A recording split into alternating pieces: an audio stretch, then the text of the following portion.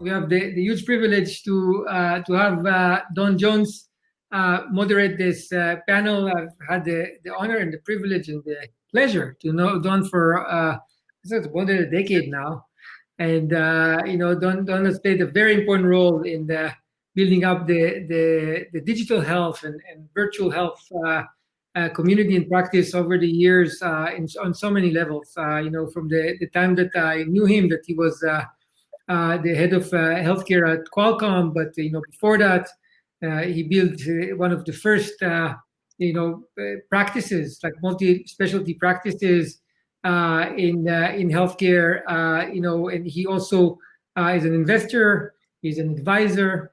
Is also with the Scripps Institute. He will tell you a bit about that, and he's managing the Cardiff Ocean Group for investing and advising as well. And he was kind enough to offer to moderate this panel.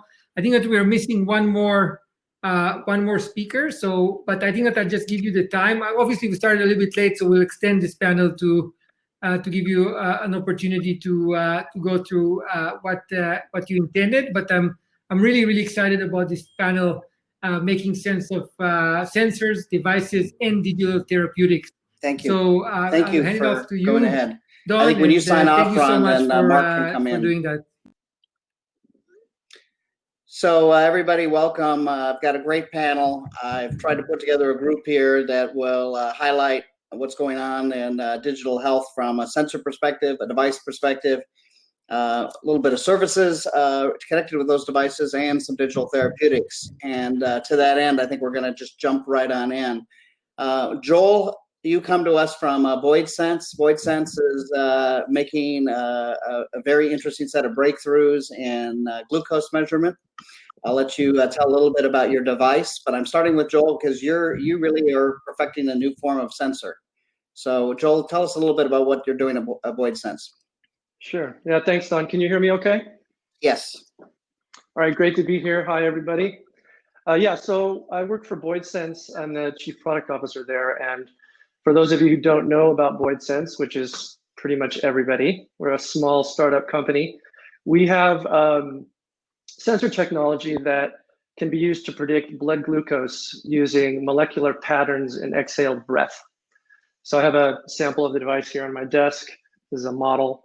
It's pretty small. It has a mouthpiece underneath the lid. So that's what we do at BOYDSense. So we have the sensor technology inside, and then we have the device industrial design outside, which is fairly elegant and easy to use. And Joel, as you've developed the device, obviously the device is only as good as its acceptance. And as you're starting to work with folks with diabetes and talk to both the educators, the professionals, and the patients in your market research, what are they saying about a non-invasive approach? Because all the other approaches today are invasive. They require something between a finger prick or a micro needle or something else. And so, how is this being received? Well, people are super excited about it, Don. I mean, as you can imagine, the consumers and patients have wanted a non-invasive device for years. So it's no surprise that when they see our form factor and they understand it's based on breath, they're really excited. But what a lot of people don't realize is that the payers are excited too, because our device doesn't require any consumables. There's no reagents, there's no test strips. And so it can be used over and over again as many times as you want per day without having to pay more to test for better health, so it's the economics of it that really drive a lot of the conversations with payers and providers and people going at risk for paying for the device. You were developed by a parent company and incubated there that's a world expert in, I'll call it breathable material. And what do you portend will occur over time? I mean, is this going to be glucose and glucose only, or do you see the ability to use breath for many, many other physiological measurements? Yeah, that's a good question. So our parent company is called AlphaMOS, and they have been around for 25 years, and their expertise is in volatile organic compound sensing, and they mainly do that in the environmental sensing and food and beverage industries. But they wanted to get into not digital health. They wanted to get into healthcare and the med tech because they felt that a non-invasive approach to diagnosing and monitoring diseases was needed out in the world today. So we chose diabetes for the reason because it's so large, it affects so many people across the world, that's where we wanted to start. But using breath as an analyte is a very interesting medium to use to both diagnose and monitor disease states. And that is because there's a tremendous amount of information in breath relative to other types of analytes, such as saliva or urine, et cetera. And also because it's always available, just to point out the obvious, it's just always there. So we feel that we're going to be looking after the diabetes, we're going to be looking at two different paths. One is other disease states, like detecting certain types of cancers. But the other one is using blood glucose to do other things than just manage your diabetes. What if there was an inexpensive, non-invasive blood glucose meter like we have to treat people with prediabetes, right? How much more effective could the DPP, the Diabetes Prevention Program, be if we introduced a blood glucose meter into the equation? And what about obesity and overweight, right? What if we introduced non-invasive glucose metrology to understand what your glycemic response is to the different foods you eat, and to develop a diet that was specific to you? So we're really excited about those two different paths that we're going to take. That's great, Joel. And I forgot to mention, you were born in Toulouse, France, meaning the company, not you personally. You're the American representative. So we really have an international panel, as you'll quite see here. I'm going to move on to this company based initially on devices, now moving into services. Vik, if you could introduce Dream and tell them where Dream is based. Sure. Hi, my name is Vik Panda. I'm Dream's managing director here in North America. And Dream is a digital health solution that includes lab-grade at-home monitoring for sleep, alongside personalized digital coaching and guidance from sleep experts. We were founded in France about almost 6 years ago now, and I am also the US representative on the team. So, Vik, you guys have invested at Dream a tremendous amount into research and clinical validation, and you're in the process now of translating that into a professional services-based solution when you started out in the direct-to-consumer space. And just talk a little bit about what it's going to mean to move and have offerings in both the DTC space as well as in the professional space. Yeah, so we certainly started off in the consumer space. The company and our founders, in fact, put a lot of effort into R&D to create the most accurate lab-grade at-home sleep monitoring device that they could. And what they quickly realized was that people don't want to just track something and know what they did. They want to know how to take steps to improve it, and that goes for fitness tracking, but it also goes for sleep tracking. And so it was very clear that what was really important is that we're able to get actionable insights from our device, but then we can take those insights and make really personalized recommendations based on such precise data.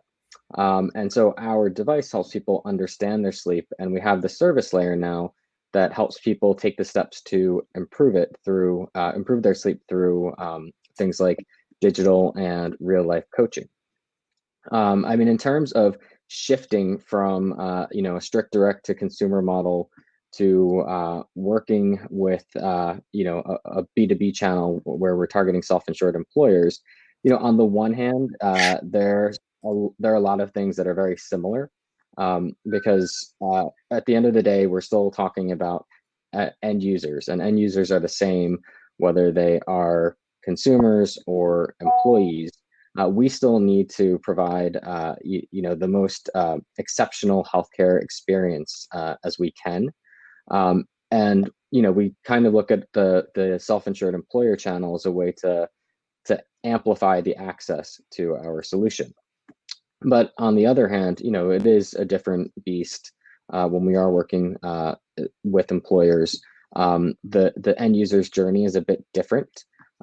Employers are largely driven by finding solutions that improve productivity, happiness of their employees, and ultimately reduce healthcare costs. The motivation there for the end user is a bit different if you're a consumer paying for it yourself versus having it paid for by your employer. That sounds great. Sounds like your experience in the direct-to-consumer space is going to do you well as you move over, because you'll already have had so much experience in making sure your UI UX is optimized for that end user. Let's move from France and go to Israel as a background. And Mark, let me introduce Mark Milton Edwards from Teva, the global pharmaceutical company. Mark and I had a chance to work together a few years back on what's become now a series of products with different drugs in the digital therapeutic space, and is really at the top of that stack of digital therapeutics, in the sense that Mark developed and had a team to develop a product that is both software, hardware, and drug in a combination. So, Mark, would you introduce what you've done with DigiHailer and talk about some of the unique aspects of it? Yes, thank you very much, Don, and good evening from London, Europe. It's getting a little dark here, so I hope the lighting's fine. So yes, I've been in a global role, and particularly we had an idea about 8 years ago. So one of the key factors is staying power. We can come on to that. But whilst we have great familiarity, and indeed we provide many pharmaceuticals in the respiratory area, we felt that, as I think a speaker mentioned earlier, we were really just providing drugs that could be used on a knowledge base. So we saw an opportunity to introduce an innovation thanks to all sorts of technology, actually, some of it aeronautical, some of it electronic, certainly introducing new sensors integrated into the inhaler. Of course, you mentioned that means there's software that needs to be brought into play, but also we think there's a great deal of humanware that will be required to get full value out of that. So we pleasingly got FDA approval for our platform technology, which is on 3 widely known pharmaceuticals now. We're rolling that out in the US currently, and then look to other markets.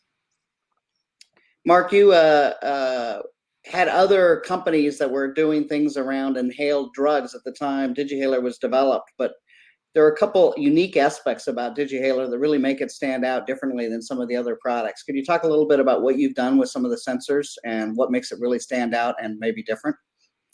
Well, firstly, I should say that I think we took the harder route for ourselves, but with the belief that we could make it easier for patients. And my inspiration was my mother. She was a single parent of 5 kids. The house was chaotic, and she was an asthmatic. So she didn't have a lot of time for her medicine. And I also think that whilst we often refer to patients wanting to be empowered and involved in their medicine, a lot of them just want to do what they have to do and then move on. They have busy lives. So the impetus behind our design was that it should be unobtrusive, that it should be fully integrated. That was a different direction from what I was being told by many people we should do, but I'm a bit stubborn sometimes. So it should be fully integrated. It should be passively connecting data. We used a flow sensor. I also studied aeronautical sciences, and I see SpaceX appears to have taken off, so I was pleased to see that. But so we use flow sensors to automatically track not only whether somebody has received their pharmaceutical, but perhaps whether something has changed in their breath pattern, as Joe might be thinking of. And indeed, with that, we can start to actually spot some prediction of how their disease might be changing. We also then didn't have many believers for that new variable. We were looking at inspiration instead of expiration, but we've published some large prospective trials now in both asthma and COPD to suggest that we might have something. As with big data, we need to do a lot more, but it's proving to be quite interesting and novel. So, Mark, not only did you kind of shake things up in a pharmaceutical company in terms of adding devices and software to drugs, but you added sensors that measure things that nobody else had ever done before, that really go to the heart of, is the person receiving the benefit of the drug, and are they actually getting the drug into their system? I'm just wondering if you could talk a little bit about bucking the trends inside of a large pharmaceutical company, and what was your experience in pushing this through? You were a bulldog. Yeah, British bulldog. Yeah, maybe. You know, I think you need a lot of personal conviction. Some people would suggest you're mad if you stay in a big company, but there's benefits, of course, of being in a big company and persisting. You know, I was introduced to the term skunk works many decades ago. It means you can sometimes just get on and do things with what appears like a small budget to a big corporation can be enough to move forward. So you don't always need management's blessing, and management eventually might catch up with some of the crazy ideas. If you can get a big organization to move, of course, you might be able to make a bigger difference to the world. And I know that's what drives all of us. So, you know, persistence, perseverance, Hofstade's law, as I've mentioned before, you know, that despite believing that things will take longer, they'll take longer again, even when you know Hofstade's law. Those things are important, I think, yeah. So we've heard from sensors, we've heard from device-based companies, and now we've heard from a true kind of digital therapeutic in the form of a pharmaceutical. I want to switch to Kal Patel, the CEO of BrightInsight, which offers a platform for digital therapeutics. Kal, could you introduce the platform and BrightInsight and what the benefits are to companies that have solutions like we've just heard of? Sure, happy to. Can you hear me okay, Don? Yes. Great. Great to be here. So thanks for having me. You know what BrightInsight is we're a regulated Internet of Things platform, so a regulated IoT platform. And we manage all of the privacy, security, regulatory, and quality requirements of getting data off the patient or the device to the cloud for regulated intended use processing, and putting it back to the patient, the device, the caregiver, the provider, et cetera. Right. So if you think about the types of innovations we've been talking about here, which are, you know, truly extraordinary. Think of us as the infrastructure that lets you take that innovation and then commercialize in a very scalable way, because we're managing, you know, those requirements around, you know, again, privacy, security, regulatory, and quality that are obviously very critical, but also very complex and varied from US to EU to Canada to Australia to Japan and so forth, right? And so we're that fully compliant platform. Our public customer base today is Novo Nordisk, Roche, AstraZeneca, and then we recently just announced CSL Behring, you know, leader in the rare disease space. So we have companies building things like class 3 algorithms that do things like personalized drug dosing. We have folks building connected drug delivery devices. We have folks, you know, building wearables, you know, across many disease areas, including, you know, diabetes, respiratory, oncology, neurology, hematology, and so forth. So we're really have positioned ourselves to be that infrastructure. And the benefit our customers see is obviously, you know, it's a complex problem that they don't have to solve themselves. They can really focus on the innovation, right, on the core innovation, like you guys are focused on, without worrying about all the back end piece that can be a real showstopper. And as a result of that, you know, much faster time to market, much lower risk to commercialize and scale, and an ability, you know, to get data faster and to really, you know, iterate and improve the product faster. And then fourthly, to integrate into the overall healthcare ecosystem, right? Because a single solution or a single company, no matter how big, by themselves, you know, isn't going to integrate into all the disease management programs, all the various, you know, provider systems, all the payers, and so forth. So the idea platform that can be shared by many companies in the medical device and pharmaceutical area will make things easier for providers, hospitals, and physicians. Do you see that, number one, being an important piece, and do you see that idea that you know, patients aren't on necessarily single therapies or multiple therapies? So are there going to be opportunities to build ecosystems of therapeutic products together and easier on your platform? Yeah, I think you're spot on there, Don. So if you think about, let's take the patient perspective first, right? So, you know, an insulin-dependent diabetic patient, less than 5% of those patients get all their therapies from one supplier, right? They might have a long-acting from Sanofi and a short-acting from Lilly and Novo and so forth. So they're going to have a portfolio of drug companies and device companies, right? They may have a CGM from Dexcom or use Abbott Libre, et cetera. So they're going to have a multitude of suppliers. And as you think about digitizing all these products, you know, we fundamentally believe that if the data on these products as they digitize are going into their own back-end silos, that's going to really limit both not just the experience for the patient, but really the ability for them to aggregate insights across these parts of their the various therapies that they're using to manage their health, and have that integrated view and the integrated insight, right? And so that's why we think the ecosystem approach to really bringing the clinical value and the experience value is critical. And to your point around the provider side of things, if we stick with the diabetes example, right? If you're a disease management program, right, and you again want that data, let's say around insulin utilization or just overall drug utilization that your patient has that you're managing. It's one thing to have the CGM data coming in. It's one thing to call them on the phone or have other behavioral data on how they're doing. But you also want to know what their drug utilization data is. So again, with a common infrastructure, you can have that one point of integration, manage that integration, and ensure its security, ensure its compliance, ensure its robustness, and have that kind of highway, if you will, be used by all of the varied pharma and medtech companies. It just makes it to be much more effective and much more efficient to do that. Thanks, Kal. Let's just do a little rapid round here. 8 weeks ago, we were all of you were pushing new ideas into a healthcare marketplace that was resistant to remoteness, connectivity, network effect. We were introducing those concepts and trying to pull them in. Sometimes felt like pulling teeth, I think. The last 8 weeks has changed everything. We've healthcare doing more telemedicine visits than all the telemedicine companies historically do collectively, in some cases. So I'm just wondering what your own thoughts are over the last 8 weeks of how your device, your efforts are likely to play out in a world where a lot of the care is likely to stay remote.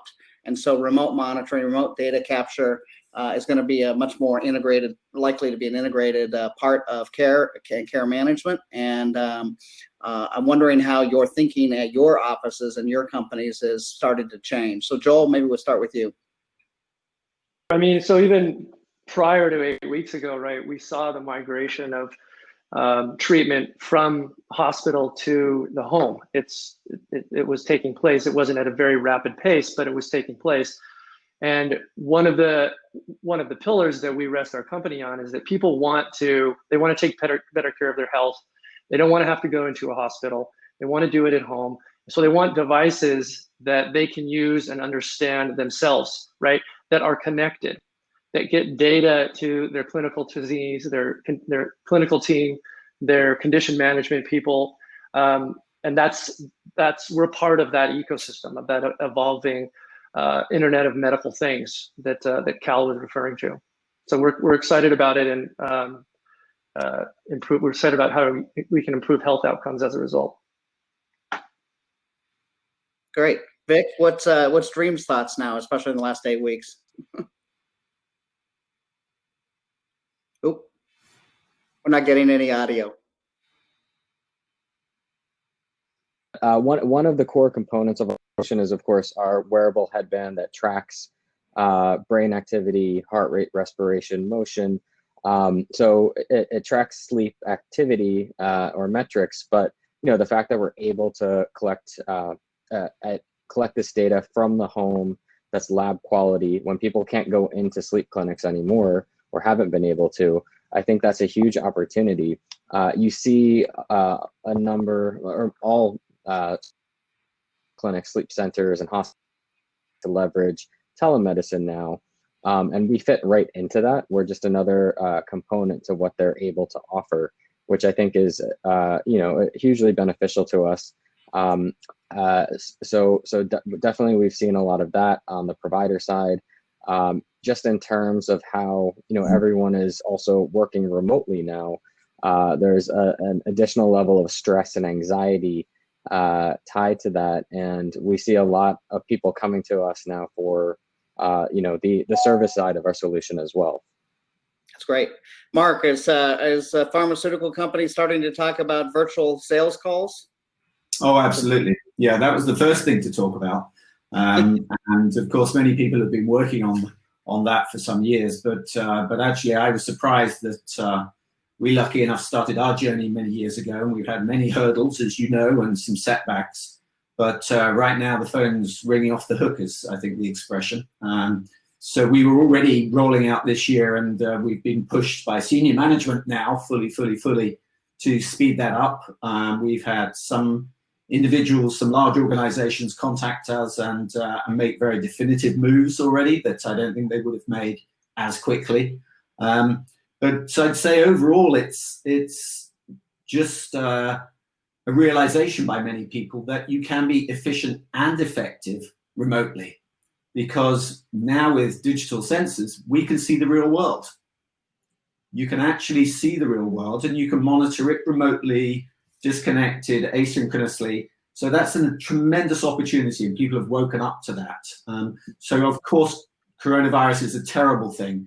The world didn't need that, but again, if we have a challenge in life, then it's about making a good thing come from that.